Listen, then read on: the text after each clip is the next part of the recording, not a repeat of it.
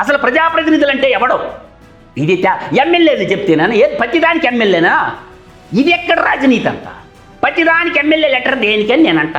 ఏమో గ్రామ సర్పంచ్ లెటర్ ఇస్తే సరిపోదా? ఒక ప్రజలు ఒక వార్డు నెంబర్ లెటర్ ఇస్తే సరిపోదా? ఒక నీటి సంఘం అధ్యక్షుడు లెటర్ ఇస్తే సరిపోదా?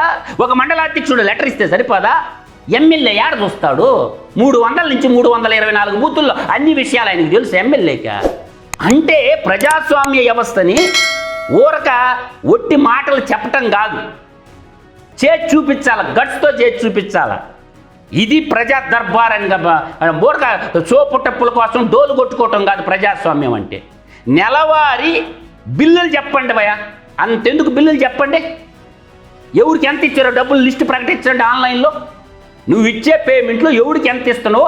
ఇప్పుడు మార్చి 31 వస్తే ఇదిగో జీతాలకింత, ఇదిగో దీని సంక్షేమానికి ఇంత లిస్టు ప్రకటించండి. ఏం నొప్పిరా మీకు? ఇవ్వరా అకౌంట్సా? ఆన్లైన్లో పెట్టండి.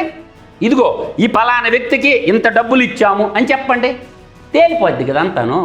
ఎందుకు బయట పెట్టడం లేదు? తేడా ఏంటి? పోయిన గవర్నమెంట్కి ఈ గవర్నమెంట్కి తేడా ఏందో నాకు చెప్పండి.